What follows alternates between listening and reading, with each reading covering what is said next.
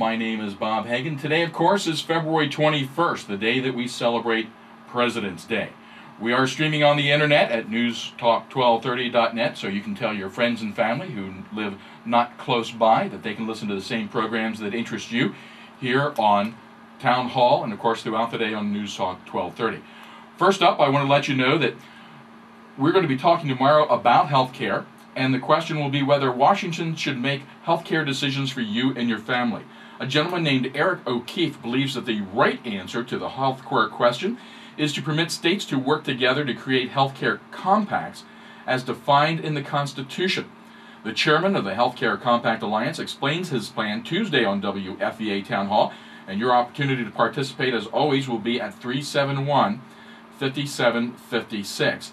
And also, if you're in front of a computer, you can leave us questions or comments on our Facebook page. You can simply post them on the wall at NewsTalk 1230 WFVA. Also today, we're going to be giving you the chance to win not just one, but 2 tickets to see the one and only Chubby Checker live on March 4th at the Dodd Auditorium of the University of Mary Washington. It's a benefit concert for the Virginia Amateur Athletic Union, better known, of course, simply as the AAU. And if you do not win, you can still attend and help the AAU at the same time. Tickets are on sale at virginiaau.net as well as at Pohanka Nissan Hyundai of Fredericksburg. Ticket prices are $49.50, $39.50, and $29.50.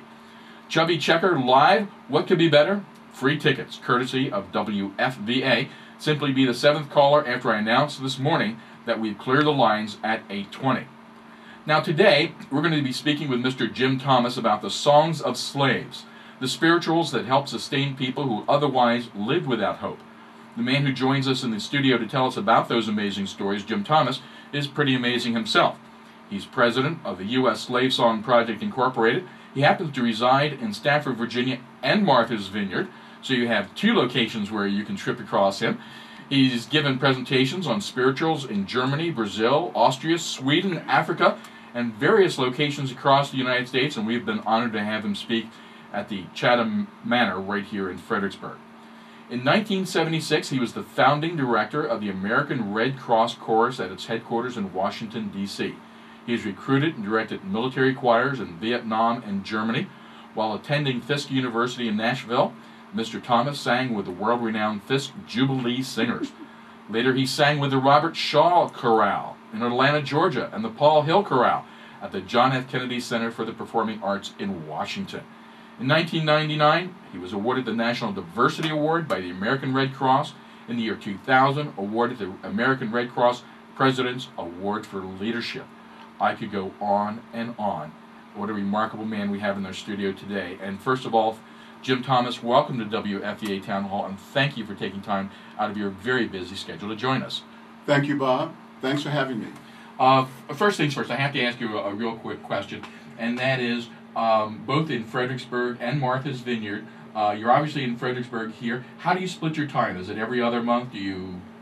Well, I go back and forth, spending about 6 months on the vineyard and mostly the summer months, and then spending my winters in the local surroundings.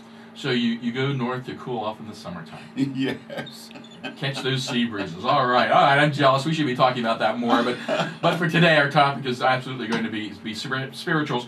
If you have a comment or a question that you would like to ask Mr. Thomas directly, feel free to do so by giving us a call at 371-5756. Again, that telephone number is 371-5756. Or if you're in front of a computer, just post your comment or question at our Facebook page. Mr. Thomas, first and foremost, let's get to the basic core question here of what exactly are spirituals. What is it that we're going to be talking about today? Spirituals in the United States were slave songs. They were created from the period 1619 to 1865. There has not been a new slave song since 1865. I think that's a good thing. I mean, we may have new songs, but at least they're not new slave songs. There's about that to be said. Where do they come from? Where do they really originate from? What was the source for this music? Well, in order to give you the source, I have to give you the why. The why first. The why is that the slaves were like 17.3 years old, average age. And this is a group of teenagers who were told not to talk to each other during the workday. And they found a way to communicate clearly from all of their various backgrounds, although from various tribes and various locations across Africa. Common to their backgrounds was singing information. They sang about births, they sang history, they sang deaths, they sang directions to between villages. So singing was common. The styles then within the spirituals are common to the African background, and you have to think in terms of texting. Modern day teens would, if told they would work together all day and not speak, would text. The slaves found this common way to communicate that resembles texting. There were three styles, three musical styles. The one that everybody knows a lot about is caller and response. I say, hello, and the group in response would say, hello, or something similar. That's call and response. The second style is with slow, sustained chords, like, nobody knows the trouble I've seen. Not call and response, but slow, sustained opening chords. And the third type is syncopated, like, I got a home up in that kingdom, ain't that good news. So the verse begins one beat after the start of the measure. And those are the three styles adapted from African styles, from various parts of the continent. That's absolutely amazing. I'm really fascinated by the concept, and what a wonderful analogy to texting. And one of the things, of course, is that these days teens seem less and less to talk to each other and to text to each other, even when they're at the same place at the same time. And so we have this oral tradition, very strong, and an oral tradition, however, that has music as its basis, and three particular styles. Remarkable, by the way, talking about the call and response style is, if you will, in much later music. I sort of see a parallel going into, for instance, Gilbert and Sullivan, where you see similar kinds of back and forth conversation within the choruses. And so you see the origins here in this music. That is correct. That is correct.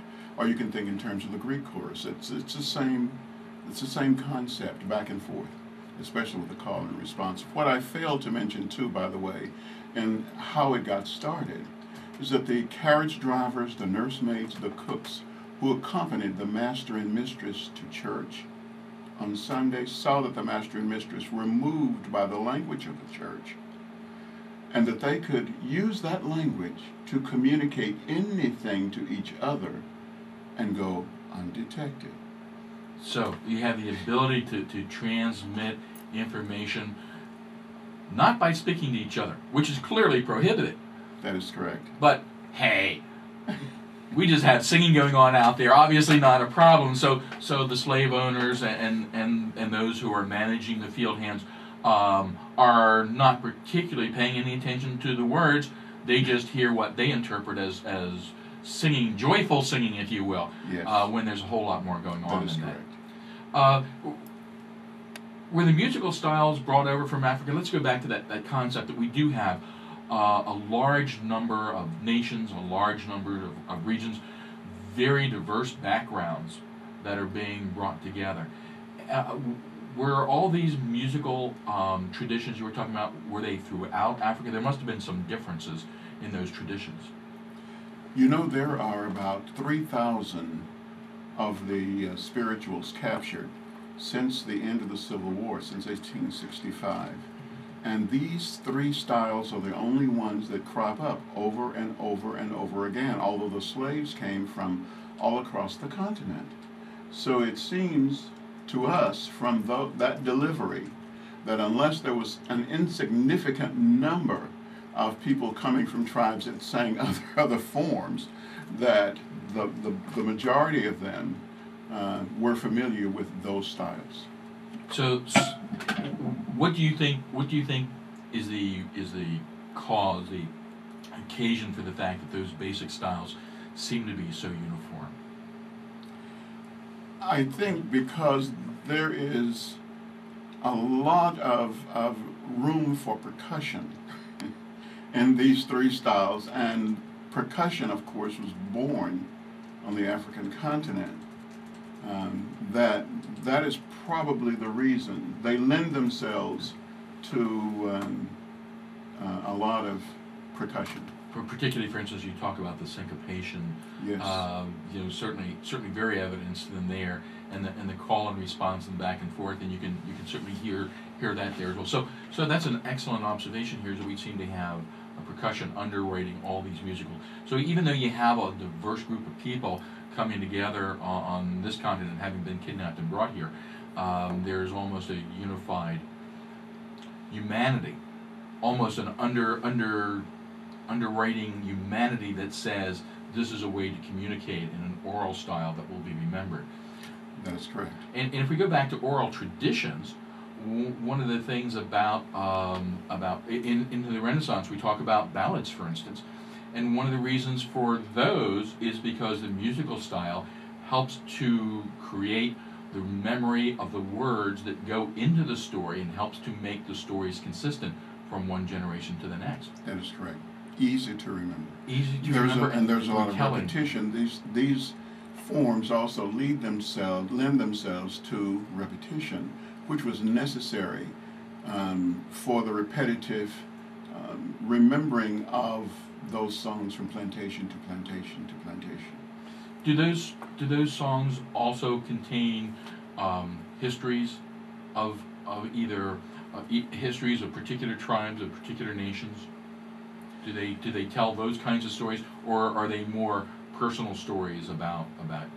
They're personal stories of groups that were ripped away from Africa, and you can look at time periods. For an example, the two spirituals that are probably among the oldest, because they describe the crossing of the Atlantic, would be Roll, Jordan, Roll, Roll, Jordan, Roll, Roll, Jordan, Roll. I want to go to heaven when I die.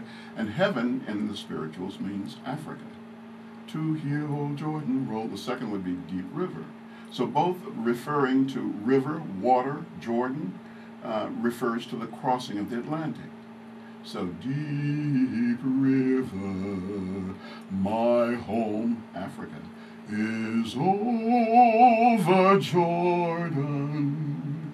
And the universal concepts of water as birth and rebirth. And I have to tell you, I'm sitting here in awe of your voice being that good at this time of the morning.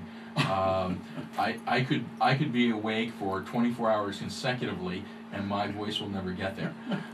So I'm thrilled to have those kinds of samples so that people can understand specifically what it is that you're talking about. Thanks, Bob. That's great. I appreciate that much. Music of a different kind. I want to remind people they have a chance to hear music of a different kind. The more contemporary sound of Chubby Checker, music that is classic music, of course. It's going to come up on March 4th. You right now are going to have the opportunity to win 2 tickets to see the one and only Chubby Checker live on